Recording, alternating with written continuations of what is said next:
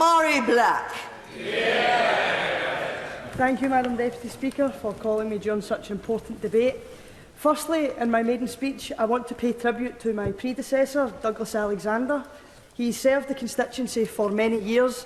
After all, I was only 3 when he was elected. But it is because of that fact that I want to thank him for all he did for the constituency, and I especially want to take a moment to commend him for the dignified way that he handled himself on what must have been a very difficult election night. He did himself proud and he did his party proud, and I wish him the best for the future. Now, when I discovered that it was of tradition to speak about the history of your constituency in a maiden speech, I decided to do some research, despite the fact I've lived there all my life.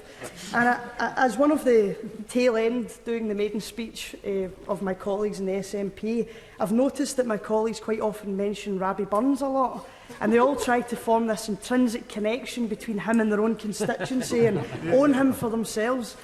I, however, feel no need to do this, for during my research I discovered a fact which trumps them all. William Wallace was born in my constituency, in Elderslie, of which Madam Deputy Speaker is familiar with. Now, my constituency has a fascinating history far beyond a Hollywood film and a historical name. From the mills of Paisley to the industries of Johnson, right out to the weavers in Kilbarchan. It's got a wonderful population with a cracking sense of humour and much to offer both to tourists and to those who reside there. But the truth is that within my constituency, it's not all fantastic. We've watched our town centres deteriorate. We've watched our communities decline.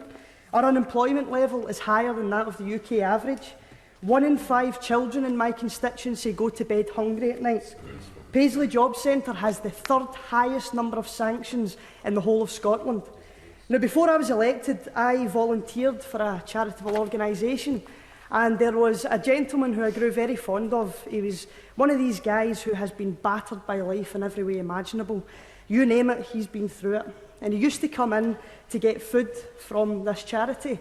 And it was the only food that he had access to, and it was the only meal he would get. And I sat with him and he told me about his fear of going to the job centre. He said, "I've heard the stories, Mhairi. They try and trick you out. They'll tell you you're a liar. I'm not a liar, Mhairi, I'm not." And I told him, "It's okay, calm down. Go, be honest, it'll be fine." I then didn't see him for about 2 or 3 weeks. I did get very worried. And when he finally did come back in, I says to him, "How did you get on?" And without saying a word, he burst into tears. That grown man standing in front of a 20-year-old crying his eyes out. Because what had happened to him was the money that he would normally use to pay for his travel to come to the charity to get his food. He decided that in order to afford to get to the job centre, he would save that money. Because of this, he didn't eat for 5 days. He didn't drink. When he was on the bus on the way to the job centre, he fainted due to exhaustion and dehydration. He was 15 minutes late for the job centre and he was sanctioned for 13 weeks.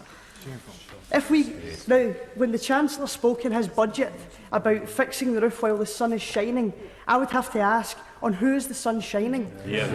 When he spoke about benefits not supporting certain kind of lifestyles, is that the kind of lifestyle that he was talking about?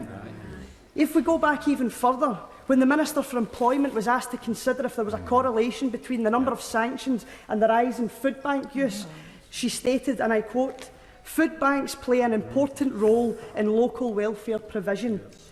Renfrewshire has the 3rd highest use of food bank use, and food bank use is going up and up. Food banks are not part of the welfare state. They are a symbol that the welfare state is failing." Now, the government, quite rightly, pays for me through taxpayers' money to be able to live in London whilst I serve my constituents. My housing is subsidised by the taxpayer. Now, the Chancellor in his budget said, "It is not fair that families earning over £40,000 in London should have their rents paid for by other working people. But it is okay so long as you're an MP."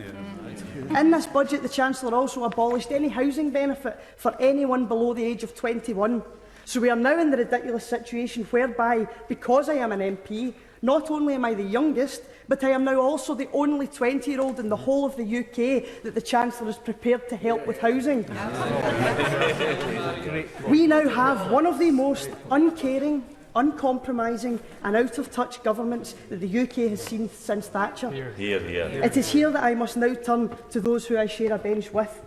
Now, I have sat in this chamber for 10 weeks, and I have very deliberately stayed quiet, and I have listened intently to everything that has been said. I have heard multiple speeches from Labour benches standing to talk about the worrying rise of nationalism in Scotland, when in actual fact all these speeches have served to do is to demonstrate how deep the lack of understanding about Scotland is within the Labour Party. I, like so many SNP members, come from a traditional socialist Labour family, and I have never been quiet in my assertion that I feel it is the Labour Party that left me, not the other way about. The SNP did not triumph on a wave of nationalism. In fact, nationalism has nothing to do with what's happened in Scotland. We triumphed on a wave of hope. Hope that there was something different, something better to the Thatcherite neoliberal policies that are produced from this chamber. Hope that representatives genuinely could give a voice to those who don't have one. I don't mention this in order to pour salt into wounds which I am sure are very open and very sore for many members on these benches, both politically and personally. Colleagues, possibly friends, lost their seats. I mention it in order to hold a mirror to the face of a party that seems to have forgotten the very people they're supposed to represent, the very things they're supposed to fight for. After hearing the Labour leader's intentions to support the changes of tax credits that the Chancellor has put forward, I must make this plea through the words of one of your own and one of a personal hero of mine. Tony Benn once said that in politics there are weathercocks and signposts. Weathercocks will spin in whatever direction the wind of public opinion may blow them, no matter what principle they have to compromise. And then there are signposts. Signposts which stand true and tall and principled, and they point in a direction and they say this is the way to a better society, and it is my job to convince you why. Tony Benn was right when he said the only people worth remembering in politics were signposts. Now, yes, we will have political differences. Yes, in other parliaments we may be opposing parties, but within this chamber we are not. No matter how much I may wish it, the SNP is not the sole opposition to this government, but nor is the Labour Party. It is together with all the parties on these benches that we must form an opposition. And in order to be effective, we must oppose, not abstain. So I reach out a genuine hand of friendship, which I can only hope will be taken. Let us come together. Let us be that opposition. Let us be that signpost of a better society. Ultimately, people are needing a voice. People are needing help. Let's give them it.